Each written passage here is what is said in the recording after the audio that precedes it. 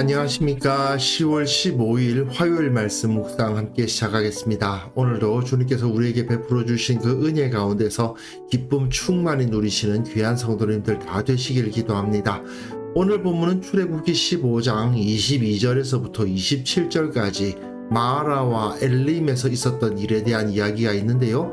이것을 통해서 하나님께서 이제 이스라엘을 치유해 가실 것인데 노예로부터 자유인이 되게 하시는 모습을, 그 시작점을 살펴볼 수 있습니다. 이걸 통해서 우리가 나름대로의 교훈을 찾아가는 시간이 되었으면 좋겠습니다. 그럼 먼저 말씀 보시고 묵상 이어나가도록 하겠습니다. 모세가 홍해에서 이스라엘을 인도하며 그들이 나와서 수르 광야로 들어가서 거기서 사흘 길을 걸었으나 물을 얻지 못하고 마라에 이르렀더니 그곳 물이 써서 마시지 못하겠으므로 그 이름을 마라라 하였더라. 백성이 모세에게 원망하여 이르되 우리가 무엇을 마실까?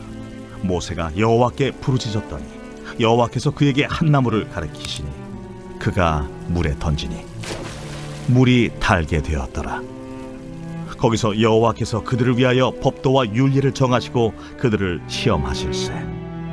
너희가 너희 하나님 나 여호와의 말을 들어 순종하고 내가 보기에 의를 행하며 내 계명에 귀를 기울이며 내 모든 규례를 지키면 내가 애굽 사람에게 내린 모든 질병 중 하나도 너희에게 내리지 아니하리니 나는 너희를 치료하는 여호와임이라. 그들이 엘림에 이르니 거기에 물샘 12과 종려나무 70그루가 있는지라.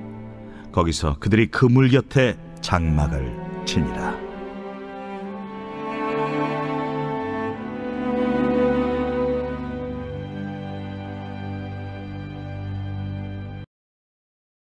예, 이제 본격적으로 출애굽기가 새로운 국면으로 들어갑니다. 어제 본문까지는 홍해까지 애굽에서 있었던 이야기가 이루어졌고, 이제부터는 광야에서 있었던 일들이 기록되어 있습니다. 어제 본문까지 보시면 이스라엘 백성을 통해서 애굽을 향한 심판이 마쳐졌죠. 그래서 이제부터는 사실상 이스라엘과 애굽은 아무 관련이 없게 된 겁니다. 완전히 애굽에서 이스라엘은 나왔어요. 이거는 우리가 죄와 죽음으로부터 구원을 받은 하나님의 백성들의 모습과도 비슷합니다. 우리는 예수님을 믿음으로써 구원을 얻었지 않습니까? 이제 우리는 죄와 사망으로부터는 완전히 자유입니다. 애굽에 내려진 그 10가지 재앙이 상징되는 이 세상의 모든 고통과 죄의 결과들과는 관계가 없는 존재가 된 겁니다. 그리고 14장에서 홍해를 건너지 않았습니까? 홍해를 통과한 것은 우리로 말하면 세례와도 비슷하죠. 고린도전서 10장을 보시면 바울이 그 사실을 설명해 놓은 부분도 있습니다. 어쨌든 이렇게 홍해를 거쳐서 완전히 새로운 삶의 시작이 이루어진 겁니다. 광야에서의 삶이죠. 그런데 문제는 이 이스라엘의 모습을 쭉 따라가다 보면요, 이 사람들이 광야에 있으면서도 수시로 애굽 이야기를 하는 것을 볼 수가 있습니다. 물론 그 몸이 애굽으로 돌아가진 않았어요. 하지만 그 마음이 자꾸만 애굽으로 갑니다. 애굽에서 있었던 시절을 추억하기도 하고, 애굽을 굳이 언급하지는 않지만 애굽을 떠나서 광야로 나온 것에 대한 후회, 불평이 나오는 거죠. 홍해를 빠져나온 이후에도 아직까지 몸은 광야에 있지만 그 마음이 여전히 애굽에 있었던, 그 애굽에서 종살이하고 있던 정신을 가지고, 그런 태도를 가지고 광야를 살고 있었던 이스라엘이 치유를 받아야 함이 오늘 본문에서 나타납니다. 그래서 오늘 본문은 이제 이 광야에서 받을 훈련의 시작을 나타내고, 이 광야 훈련이 가진 목적이 무엇인지를 명확하게 보여주는 부분인 거죠. 모세가 홍해에서 이스라엘을 인도하며 그들이 나와서 수르 광야로 들어가서 거기서 사흘 길을 걸었으나 물을 얻지 못하였습니다. 수르 광야는, 여기가 수르 광야인데 홍해를 건너서 여기 이 자리로 들어갔고 이 홍해를 따라서 남진한 것으로 보입니다. 그러나 여기는 마실 물이 없었습니다. 마실 물을 얻지 못하는 상황이었는데 마라에 이르렀습니다. 지도상에는 마라가 여기라고 되어 있습니다만은 잘 안 보이실 수도 있는데 여기 물음표가 쳐져 있습니다. 사실은 정확한 위치를 모릅니다. 더 위에 가까운 데 있었을 수도 있고 더 밑에 있었을 수도 있는데 어쨌든 이 마라라는 곳에 이르렀습니다. 그런데 물이 써서 마시지를 못하는 상황입니다. 아마도 오염된 물이었을 것으로 여겨집니다. 이 지역의 물이 써서 마실 수가 없어서 그 이름을 마라라 하였다. 마라라는 말 자체가 쓰다라는 뜻이거든요. 그래서 그 지역 이름도 마라가 된 겁니다. 자, 이 이스라엘의 입장을 한번 생각해 봅시다. 자유를 얻은 것까지는 좋았는데 기뻐했는데 3일 동안 마실 물이 없었단 말입니다. 그러니까 상당히 고통스러웠을 겁니다. 물론 양식은 꽤 많이 챙겨갖고 나왔을 거예요. 하지만 물은 상당히 무겁습니다. 물론 어느 정도의 물은 가지고 있었겠죠. 하지만 사흘 길을 걷는 동안에 물은 다 써버렸을 겁니다. 그런데 마침 야 오아시스다 물이 있다 하고 가서 마시려고 딱 보니까 이게 오염된 물입니다. 사람이 마실 수 있는 물이 아니에요. 그 마음이 낙담되지 않겠습니까? 그러니까 백성이 모세에게 원망하여 이르되 우리가 무엇을 마실까 하는 말을 합니다. 그러니까 모세가 여호와께 부르짖었더니 여호와께서 그에게 한 나무를 가리키시니 그가 물에 던지니까 물이 달게 되었다. 하나님께서 또한 그 문제를 해결해 주시는 거죠. 결국 이스라엘 사람들의 믿음, 기쁨은 3일 딱 간 겁니다. 물이 딱 떨어지니까 그 홍해에서 목격했던 그 엄청난 이적을 보고 기뻐하며 감사했던 마음 사라지고 우리가 뭐 마셔야 돼? 라고 불평하기 시작했더라 하는 것을 보여줍니다. 그런데요, 요 부분 말입니다. 이 23절, 24절, 25절은 히브리어로 읽어보면은 상당히 좀 인상적인 면이 있습니다. 이 히브리어로 제가 제시해 드릴 수는 없다 보니까 요 단어들만 몇 개 제가 소개해 드릴게요. 물이 히브리어로 마임입니다. 마임. 그리고 쓰다는 좀 전에 말씀드렸죠. 마라입니다. 그래서 그 지명도 마라가 됐어요. 달다는 마탁입니다. 또한 무엇이라는 의문사가 마예요. 그래서 우리가 무엇을 마실까 하면은 마니스테 이렇게 됩니다. 뭔가 공통점이 있죠?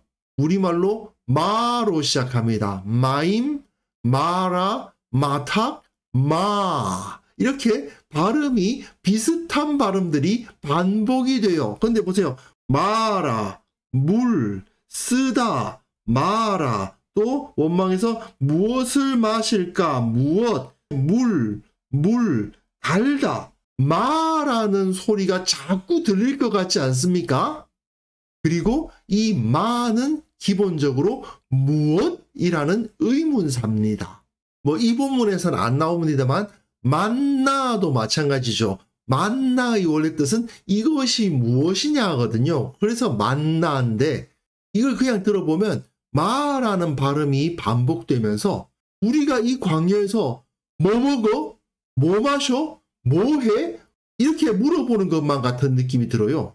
이것은 사실은 전형적인 노예의 언어입니다.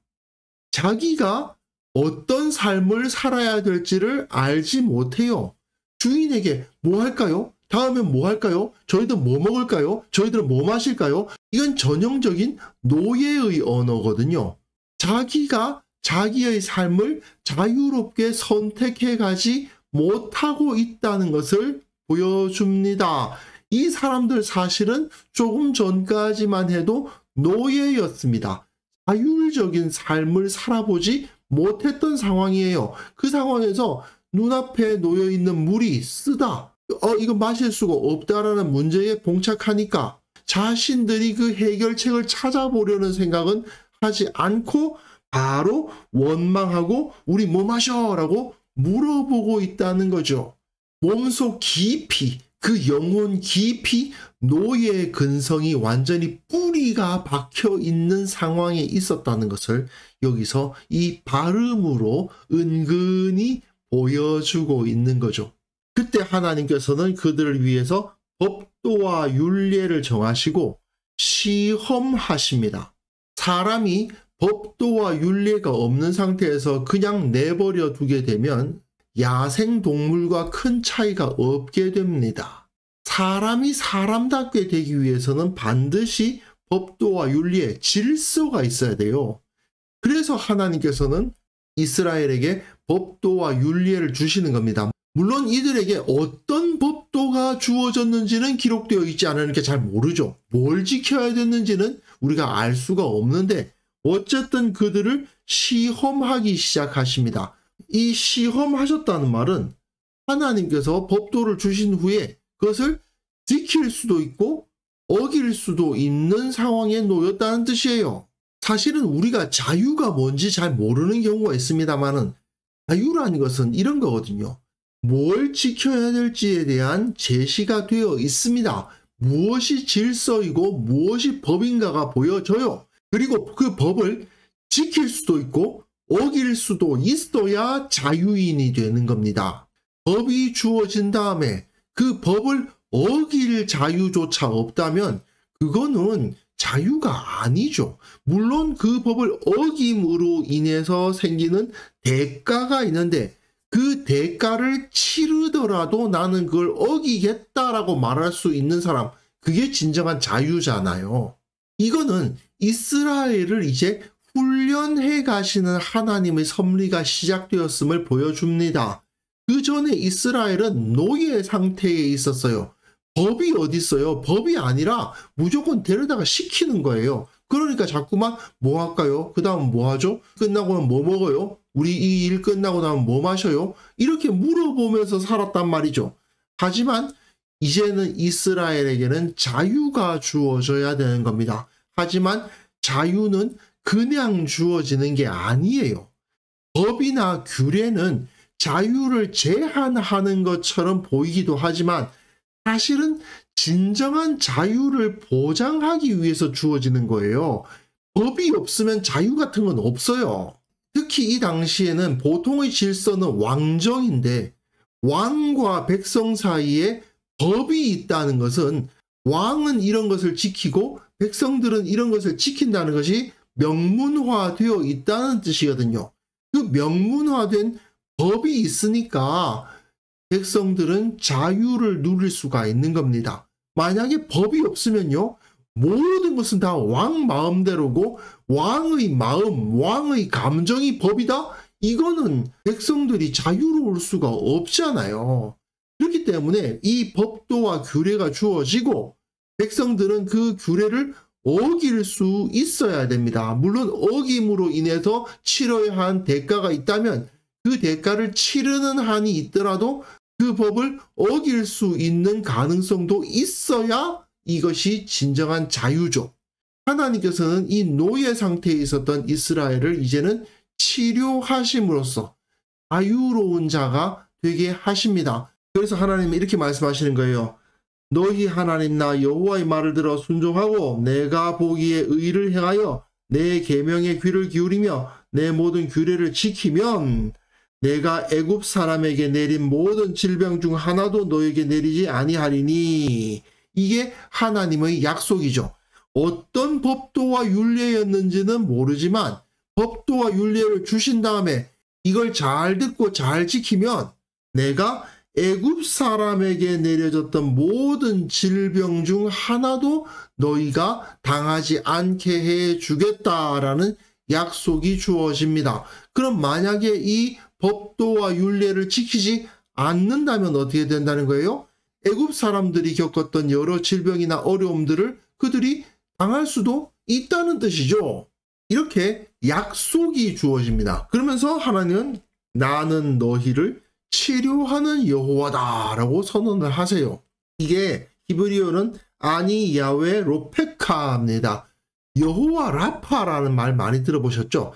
여호와 롭페카인데요. 사실은 라파는 이 단어의 원형이고 치료하다라는 원형이고 너희를 치료한다 이렇게 되면 롭페카거든요. 그래서 나는 너희를 치료하는 여호와다 이런 말씀을 주십니다. 그런데 애굽에서 하나님께서는 자주 이런 말씀을 쓰시지 않았습니까?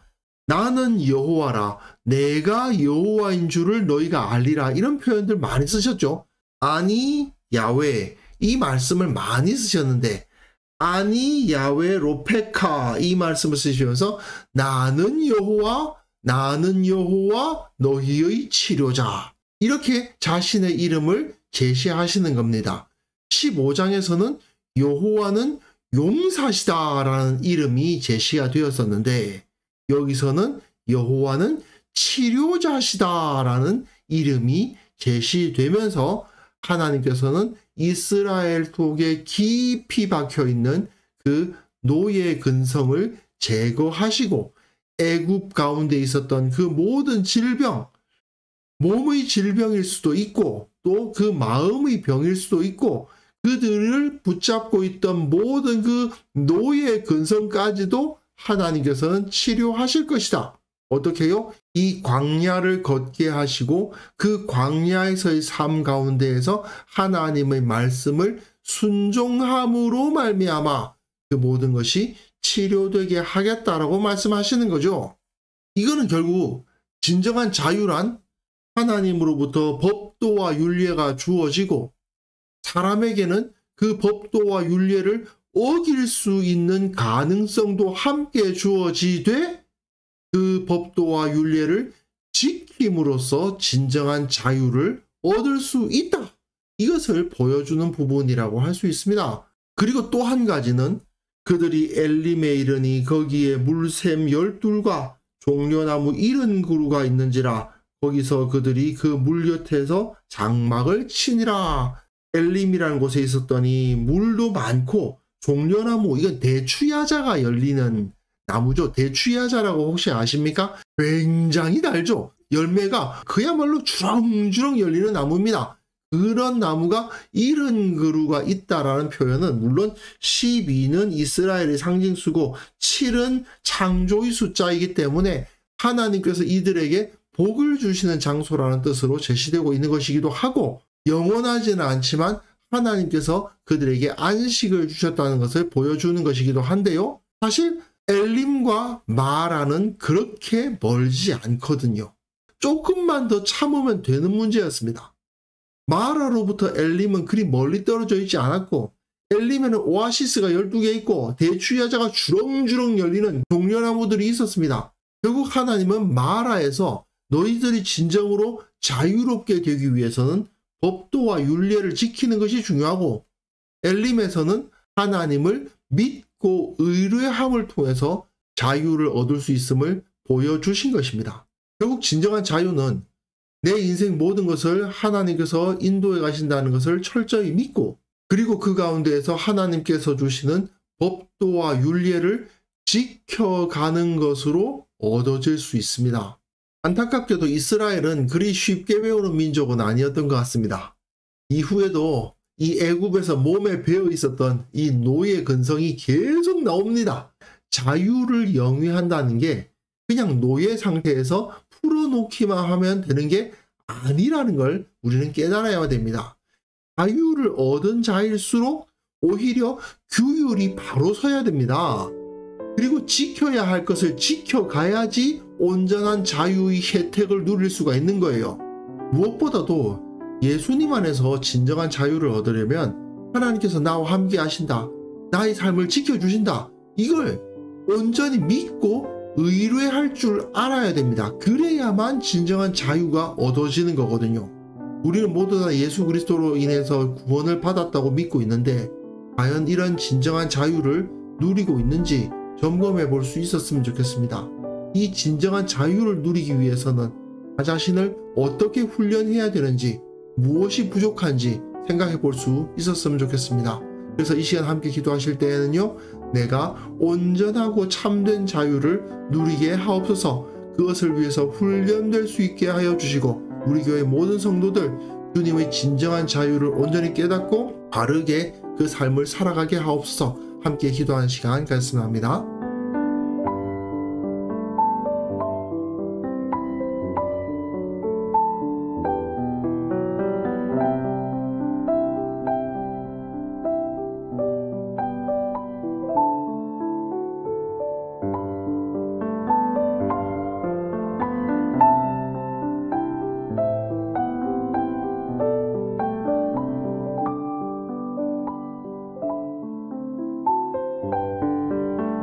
하나님 아버지, 주님께서 우리에게 베풀어 주신 그 구원과 참된 자유를 온전히 누리는 자가 되게 하여 주옵소서. 훈련되게 하시고 하나님의 법도를 잘 알게 하시고 그 법도대로 살아가고자 하는 마음을 갖게 하여 주옵소서. 우리 교회 모든 성도들이 주님께서 주시는 그 진정한 자유가 무엇인지를 깨닫고 진정한 자율과 또한 주님을 의뢰함을 배울 수 있도록 도와주옵소서. 이 땅의 모든 그리스도인들이 참 자유를 누리게 하여 주옵소서. 그 자유를 누리는 모습을 통해서 세상 사람들이 부러워하고 세상 사람들이 예수님에 대해서 관심을 가지는 그런 역사도 일어나게 하여 주시고 그들이 진정한 풍요와 진정한 평안을 누림으로 말미암아 주님께 영광 돌릴 수 있는 그런 역사도 허락하여 주옵소서. 아버지, 오늘 하루 주님께서 나를 자유롭게 하셨고 내 가운데 진정한 평안과 풍요를 허락하셨다는 것을 믿음으로 받아들이고 기뻐하며 감사하며 살아가는 하루를 허락하여 주옵소서. 주께서 우리와 함께 하시오면 우리가 두려워할 것이 없사오니 주여, 주께서 우리의 손 붙들고 오늘 하루 지켜주시기를 원하옵고 예수님의 이름으로 기도합니다. 아멘.